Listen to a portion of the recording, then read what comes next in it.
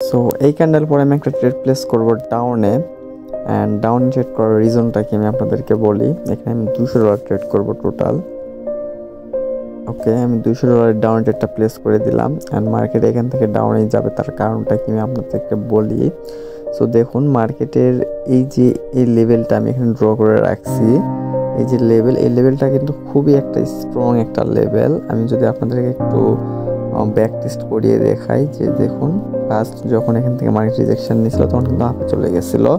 And তারপর এখানে একটা ইরর ক্যান্ডেল দিছে, তারপরেও কিন্তু মার্কেট একটা আপে যাওয়ার, একটা আপ ট্রেন্ডে যাওয়ার জন্য কিন্তু এখানে 2টা ক্যান্ডেল মেক করেছে। যেহেতু আমাদের পিছনে কতগুলো সেলারের ক্যান্ডেল দেখতে হবে এখানে, কারণ একটা ট্রেন্ড যত স্ট্রং হয়, সেই ট্রেন্ডের বিপরীতে যখন একটা অথবা 2টা সেলার বা বিপরীত কালারের ক্যান্ডেল মেক করে, তখন কিন্তু সেটা আরও স্ট্রং হয়ে যায়। তো দেখুন, আমি এখানে 2টা ট্রেড প্লেস করছি। এই ট্রেডটার আর 12 সেকেন্ড বা 11 সেকেন্ডের মতো আছে, এটা আমার প্রফিটে চলে আসবে, কোনো প্রবলেম নেই, আমার কোনো টেনশন হচ্ছে না।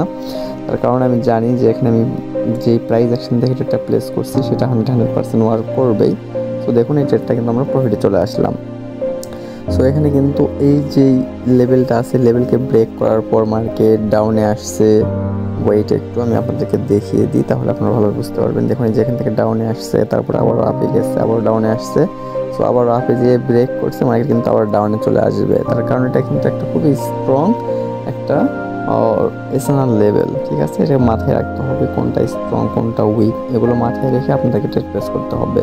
আর এখানে যে একটা সেলার বাইরের ক্যান্ডেল আসবে সেটা কিন্তু আমি জানি, তার কারণটা কি আমি আপনাদেরকে একটু বলে দিই আবারও। সো দেখুন, এখানে কিন্তু একটা আমাদের আপনারা যারা হয়তো ক্যান্ডেলস্টিক প্যাটার্ন যারা রিড করছেন বা পড়ছেন, তারা কিন্তু খুব ভালোভাবে বুঝতে পারতেছেন যে এখানে একটা, এই যে ক্যান্ডেলটা এখানে মেক করছে, এই যে 3টা ক্যান্ডেল, এই 3টা ক্যান্ডেল মিলে একটা মর্নিং স্টার প্যাটার্ন মেক করছে। সো মর্নিং স্টার প্যাটার্নের পরে কিন্তু একটা রিট্রেসমেন্ট ক্যান্ডেল মার্কেট অবশ্যই মেক করে। সো সেই ক্যান্ডেলটা কিন্তু মেক করেনি, তারপর আবার একটা ইরোর ক্যান্ডেল দিছে মার্কেট, দেওয়ার পরে কিন্তু এখানে আবারও মার্কেট বাইরের ক্যান্ডেল দিয়ে একটা রিট্রেস করে নিছে মার্কেট। এখন আবারও ডাউনে যাওয়ার চান্স আছে।